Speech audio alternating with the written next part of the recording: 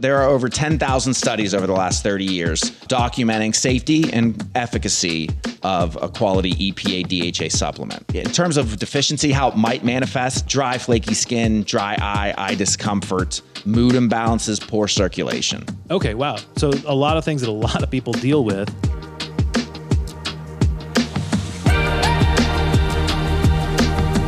This is Generation Health. We bring you the latest in news, cutting-edge research, and time-tested best practices helping you live a longer, healthier life.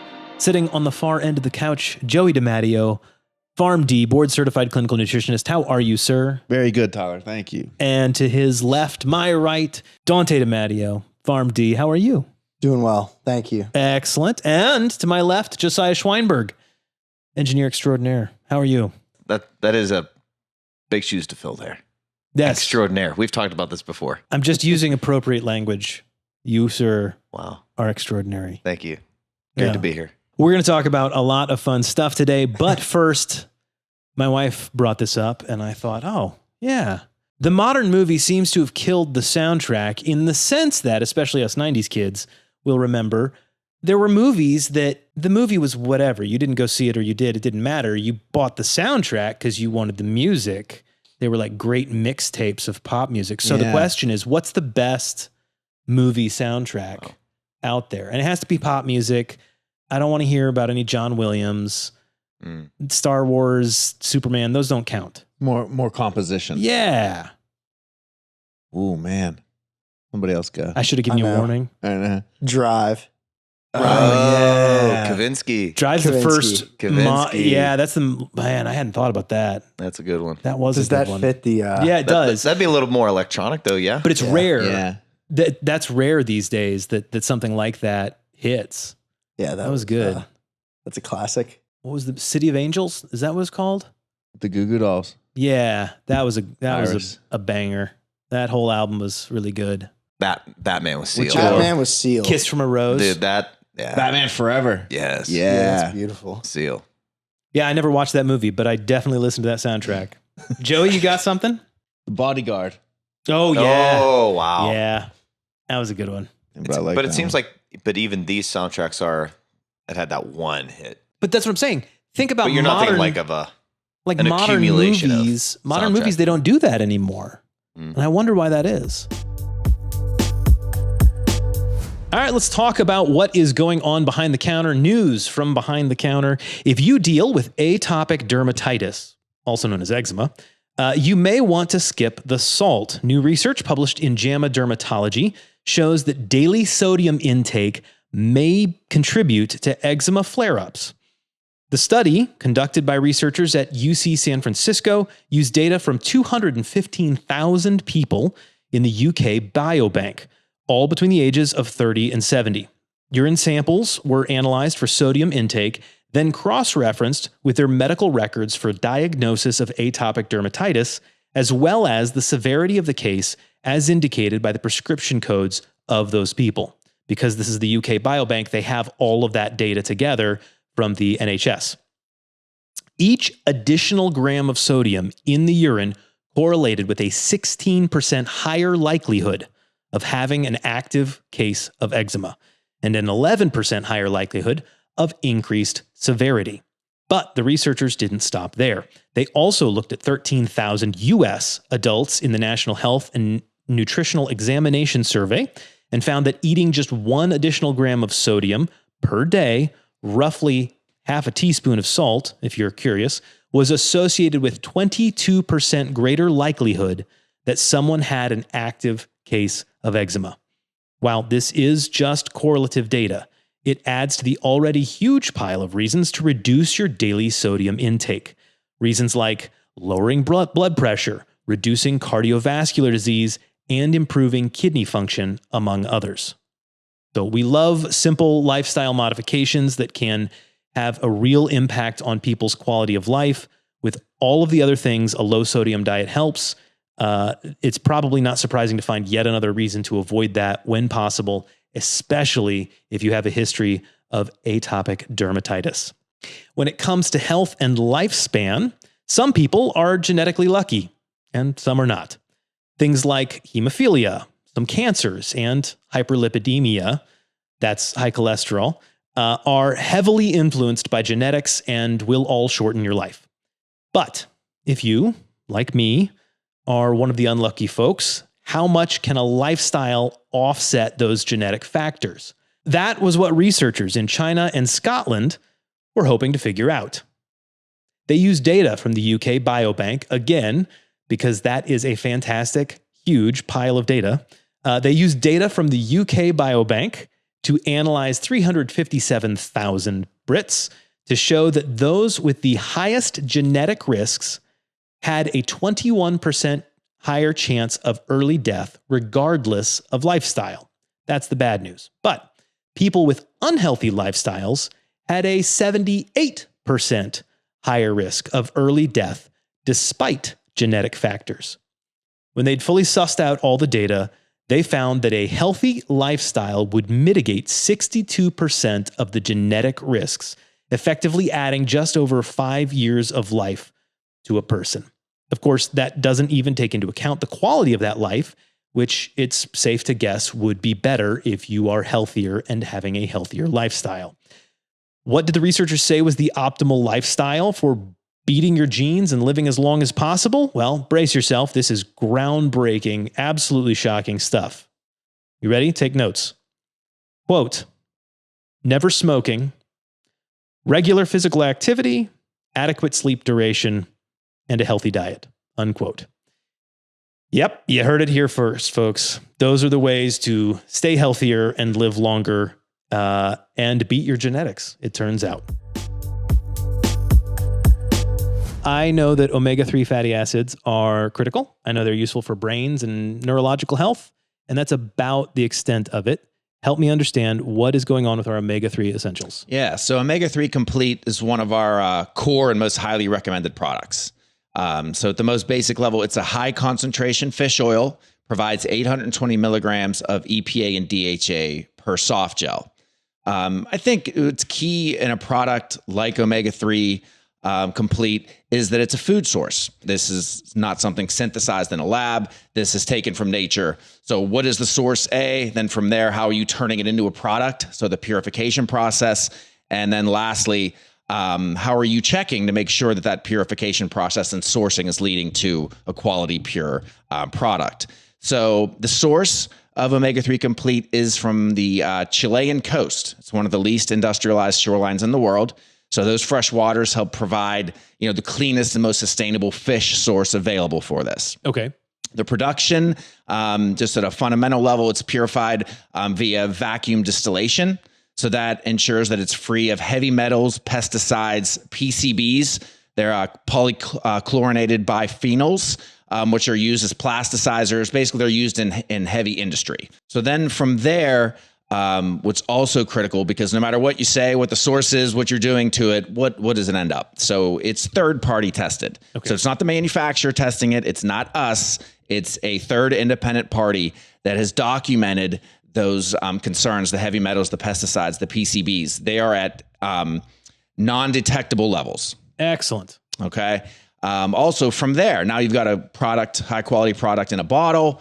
What are you doing to ensure that it's going to maintain its viability? It's not going rancid with something like fish oil. And that is with natural antioxidants. So there's not chemicals then added to it. It's vitamin E and rosemary extract to help make sure that to and through expiration date, you still have a quality product. Okay. All right, cool. Yeah. A sign of a poor quality product, just in terms of whenever you're actually taking it, smells very fishy. You can get a lot of that burping and reflux. That's the sign of, poor quality sourcing to start, mainly the purification of it from there. And it may have even gone rancid if you're getting some of those things. But that's at least at first blush, the most obvious sign is on a fish oil product, you can often tell a poor quality. Okay. I've never taken any other omegas, so that makes me happy because I've literally never experienced the fishy thing. Yeah. I've heard people mention it, but exactly. We hear it a lot. People asking about that. Okay, cool. So from there, now you've got quality in a bottle, but why am I taking it? Why am I taking this one? Right. Number one, it's a triglyceride form, not ethyl esters. Ethyl esters are what you'll often see in more basic supplements. And that is because they're cheaper to manufacture. It's also easier to attain higher concentrations just Okay. in the way that it's extracted out and how you end up with the final product. It's a little easier, more efficient, more cheap to do that and to get it in that form versus a triglyceride. The other key thing about triglyceride form is that it's the natural form that your body is used to and very efficiently can absorb. So that's critical as well. Love it. Yeah. So 60% of an ethyl ester, a poor quality form of omegas, are absorbed. Triglycerides, it's nearing 100%, in the high 90s. Oh, great. Okay. So you touched on it, and I don't want to go into a deep dive, although it's probably warranted eventually. But why do we take fish oil at all? In the most broad terms, cardiovascular health, brain health, mood enhancement, mental clarity, skin health, joint and connective tissue functioning. There are over 10,000 studies over the last 30 years documenting safety and efficacy of a quality EPA DHA supplement. Okay. So in terms of deficiency, how it might manifest, just again at the most basic level, dry, flaky skin, dry eye discomfort, mood imbalances, poor circulation. When you look up food sources of omega-3 fatty acids, okay, you're going to see things such as walnuts, chia seeds, flax seeds. That's true. That's not inaccurate. Omega-3 fatty acids, omega-3s, fish oil are broad terms. Specifically, what you want are EPA and DHA. When you look at a study, when you're hearing of benefits of fish oil or omega in those broad terms, you're really hearing about EPA and DHA benefits. Okay. So walnuts, chia seeds, flax seeds, very healthy foods, great to have in your diet. They are sources of omega-3s, but they are sources of ALA, alpha linoleic acid. Valuable nutrient. We need it. But there's literally no DHA and EPA in there. So that's, again, a critical differentiation between something that's not inaccurate, just missing key details. Got it. Okay. So you cannot eat enough chia seeds to replace freshwater fish or an omega-3 supplement like this. The math will eventually get you there. You convert about the ALA that you intake, which those are great sources of, and again, is important. About 15% can get converted to EPA and DHA. So you can get there. All right. But it's not an efficient way at all. And it does not cover, even though the buzz term of high in omega-3s is accurate, it's not getting exactly what you want. Got it. Okay. All right. So that's why someone would take it, because of these various issues. How often, how much, what's standard protocol for something like this? So the most, like WHO, the most basic recommendation is 250 to 500 milligrams of EPA and DHA per day. Okay. That's, again, just to prevent deficiency, most basic recommendation. So, fish sources obviously are going to be a key source of that. But when you're looking at your overall diet, again, there's details in there. Salmon is a great source of it. Something like canned yellowfin tuna, however, has 20 milligrams of EPA. Oh, so again, we're going to have to eat a lot of tuna. Exactly. So even when you're broadly saying my diet, I fish, I eat some chia seeds, that's all great on many levels and eventually can get you there. But even if you're looking again at the most basic recommendation of 250 to 500, salmon will get you there very quickly. Salmon has 350 to 500 combined EPA and DHA. Canned yellowfin tuna will not. The other sources that are very good are herring, mackerel, anchovies, sardines. Not exactly the ones on your grocery list. I eat anchovies. I like them too, but how often? Again, and not that many. Yeah. So if you're saying I eat those a little bit, I have salmon, once a week. Tuna's an okay source. Shrimp's an okay source. Walnuts, chia seeds, I'm converting some. Yeah, you can get there. Yeah. But again, and I keep hitting on this, that's the basic 250 to 500 prevent deficiency number. Okay. So what do we want to take it to the next level? What are we talking about? So when you start talking about therapeutic effect, if you're seeing a study, if you're hearing there's a headline, you're usually seeing supplementation intake of about 1,000 to 2,000 milligrams a day. Okay, so substantially more. Substantially more. So again, we're drawing the line from I want this effect, but I eat some fish and I eat some walnuts. If you're attaching that study and that's what your need is, whether it's joint pain or you want to lower your triglycerides, those types of things, maybe a piece to the puzzle for some mood imbalances. You're just so far off the mark, unfortunately. Right. If that's, an avenue you want to pursue to see if that can be of benefit to you. Absolutely. So for somebody who's taking our omega-3 complete, one capsule is covering the basics. One a day is good. If you're just saying, hey, I'm going to put my money and my time and my efforts into taking a basic supplement. I eat a good broad-based diet. I have some fish. I have some walnuts, etc. One a day is fine. Okay. And then if you're looking for a therapeutic dose, you're up into at least 2 a day. Okay. Anything folks need to know about timing or when this should be taken? Is it just fine to take any time of day? Pretty much. Okay. And if you're going to take more than one, do you want to spread those out? You want to spread? Yeah, I think you still want to spread those out. It is a fat soluble nutrient, but I still would spread them out. So if you're doing one, obviously that's self-explanatory. But if you're doing, up into the 1,000, 2,000, 3,000 a day, try to split it up. That's best. Makes sense. Any other details we've left out? Yeah, I think one key thing with omegas, I've mentioned that they're safe. I've mentioned kind of the upper limit max, but can have some blood thinning properties, which helps with circulation at appropriate doses. But if you're taking any blood thinners, antiplatelet drugs such as aspirin, warfarin, Xarelto, Eliquis, Plavix, they're very common. Just use with caution. Talk to your doctor first before you would take it. If you're not on any of those meds, it's shown to be safe. But if you are, use with caution, consult a practitioner. Sure. For those very specific situations, that makes a lot of sense. Okay, cool. Is there any difference between the liquid omegas that we've got and the omega-3 complete essentials soft gels? Higher concentration in the liquid. As long as it's palatable to you and you're fine with using that, that's just fine. Ultimately, is a little more efficient way to take them from a financial end, but there's no difference in terms of quality. Okay. It's the exact same product, just not in a capsule. Exactly. Got it. Makes sense. All right. Thank you very much. Josiah, I think it's safe to say that the country's a little angry these days.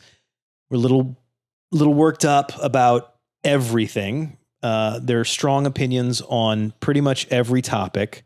As someone who regularly works with folks who have strong opinions, not always in alignment with your own, do you have any thoughts about division or disunity in the country and just in general? You briefly touched on picking any topic. Right now there's a lot of political divide. But even that, so that might be one big topic or one big theme, but then it, kind of runs down, trickles into families, interpersonal relationships. And what started maybe as a difference in, political affiliation or those types of things, then dovetails into all kind of other things, and people start to get tense and argumentative about other things going on in their life. So yeah, no, I think the biggest thing to navigate through is the interpersonal relationships. So with a very broad brush, the divisions and tense nature of our culture is like people sound off on social media, on Twitter, X, any platform. And that's kind of like everyone has a whole bunch of courage behind a keyboard, but the minute that there's, interpersonal conversations or family, then it's like, wow, this just got real, in a lot of ways. I guess the one thing that I would call out first and would be curious your guys' thoughts as well is this whole idea of, so we're saying division, right? And I think division is what I would say is like the shadow side of peace. So if we're talking the opposite of division, so what is that? So I would venture to say it would be peace. And so then I started doing a little bit more study into peace, and of course, Scripture, the Bible talks a lot about peace, of course. But I researched, I believe it's Aristotle. Ooh. Is quoted by saying that peace isn't the absence of conflict, but that it's justice and harmony and understanding. I thought that's pretty good. Yeah. How else would you define peace? If we're saying that peace is kind of the solution. Well, peace is the goal. I don't know if it's a solution. I mean, it's what you desire, but you can't implement peace. You can't force peace. So it has to be the end goal as opposed to the process. Mhm. Does that make sense? You can't piece your way to something. You have to do something to get to peace. Yeah, it seems like people have, when they engage in the interactions that facilitate disagreement or a challenging of their identity and all of those sorts of things, they the issue is it seems like the intent from the outset. People don't realize they're going in when they have these conversations that end up leading to all this discourse that they were actually trying to change somebody's mind all of us, we don't understand how difficult it really is to change somebody's mind. So if we, I think in a simple sense, enter in those interactions, just assuming that you're not going to change that person's mind, and how does that change the groundwork to which wherever Sure. the conversation goes. Yeah.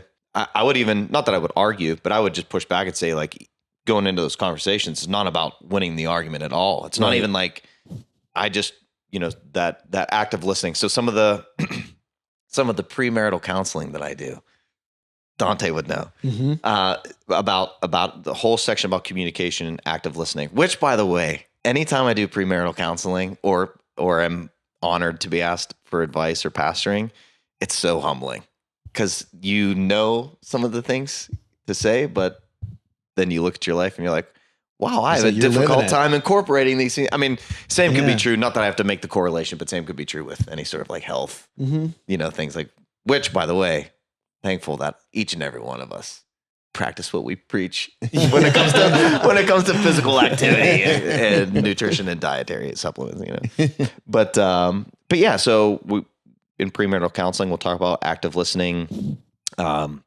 using a lot of like I statements as opposed to like you or accusatory statements. And then, I'll practice with couples, like repeating back what the other person, I hear you say, these types of things. So let me ask you this question. Is our culture past that point?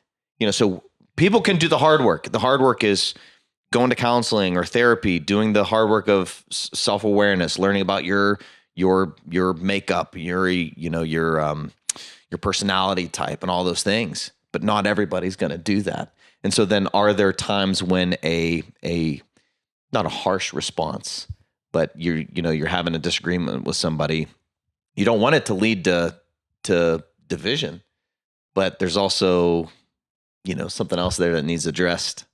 I find personally that when I am the most, for lack of a better term, triggered, when I in conflict and I get that feeling, that rush, it's generally when I feel insecure about the things I'm saying. I'm pretty sure, but I'm not certain. Or I think this, or I'm repeating the thing I heard from somebody that I really like, but I don't really know it for myself. And when I'm on that tenuous footing and I get challenged, that's when I start to get angry. But when I feel myself getting worked up, if I can, I always try to ask myself why it is that I'm getting worked up. And when the answer internally is because you don't know what you're talking about, that's when I usually try to go, hey, you know what? Can we take 5 so that I can step away because I'm getting upset and I don't want to get upset. I want to know what's going on or whatever. No, but I know for me in those situations when I'm feeling that way, I always have to just really think about empathy. Right. And so many of the times it's really just, maybe this person feels this way or is coming at it from this way because of what they feel and what their situation is, what their perspective is. So I know for me, that's a big thing to try to like focus on is maybe some of the source of this, maybe some of the details we can disagree on, but maybe what's some of the source of why this person is coming the way or feeling the way that they do. Seeking to understand. Yeah. I think it's odd too. Like we have more means of communication now, Right. but I think that in a certain way, it has fueled a lot of the division because a lot of time, not only can you have conflict, but I think what's even more can be problematic is that you have the ability to access and to communicate with just who you want to. So people, I know we all have the tendency to get inside their own bubble, whether it's the cable news channel they watch, now those are divided, and it's different accounts you follow, different people you follow, all those things give you this opportunity to kind of just reinforce your own bubble because you have all this access. When you would think communication brings us together, it's really, it can also have that opposite effect of just allowing people just to stay there, you know? Do you have a solution for society, or is society just hopeless? The pastor in me, in the belief that that Jesus and his teachings are the answer for the world and the culture, then yeah, I think until people acknowledge that they are not their own God and that they are not living for themselves, and then that would remove their level of pride and need to be right. That would introduce, a level of humility and meekness, where you're not looking for arguments and, you just kind of release all of that. And so you make yourself not God. You don't put yourself at center. But it makes sense, because if it's not about you, then somebody else shooting their mouth off or being angry about God or whatever, you go, oh, that's not about me. That's about him, and he's big enough to handle it. So I don't have to take that personally. I can just be empathetic and feel for the person. Yeah. Yeah. And that's why, I certainly don't like to take apathetic responses to certain things that might divide people. But ultimately, I read throughout Scripture. We read in Scripture about how God's in control and justice is his. So if peace is not the absence of conflict, but peace is justice and harmony and all of those things, that's everything that God desires for his created world. Real quickly, I won't share it all, but Jesus in his Sermon on the Mount talks a lot about blessing those who persecute you, praying for your enemies, loving your enemies. And then Paul in the New Testament, he writes similarly to Romans, to the Christians who are in Rome. And in both of these contexts, I just thought it was so interesting given our current state of the world. But in both of these contexts in which he's writing, there was a lot of, so when Jesus speaks the Sermon on the Mount, there was a lot of popular religion, and people were starting to conflate their religion with the way that the government should be run. And they thought Jesus was going to come and be this military leader and overthrow this government. And Jesus is actually saying, like, no, love those who might persecute you or curse you, which is, like, again, antithetical to our world. And now it's like, wait, I'm supposed to do what? I'm not supposed to, like, fire back and yell back. And later, James, New Testament, about slow to speak, slow to anger, quick to listen. But yeah, so I think the Bible is full of principles that would help our world. So when you ask me about solutions or, for our culture, yeah, I think when people can do their best to be humble, get out of their own way, seek to understand and listen. And until then, hold on. Yeah. I don't know. That's it for us today. Thank you so much.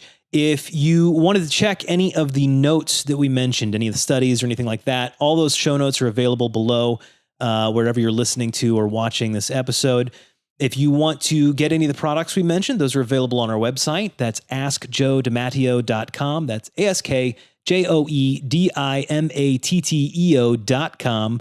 You can also sign up for our email newsletter, find out about sales, find past episodes of this show or the show that started all of this, the Ask the Pharmacist show, all there on our website. You can email us questions at askjoedimatteo.com. Very simple, very convenient. Big thanks, as always, to Michael Deppish, Josiah Schweinberg, Joey DiMatteo, Dante DiMatteo. I'm Tyler Andrews. And that's it. Thank you so much, guys. Peace be with you.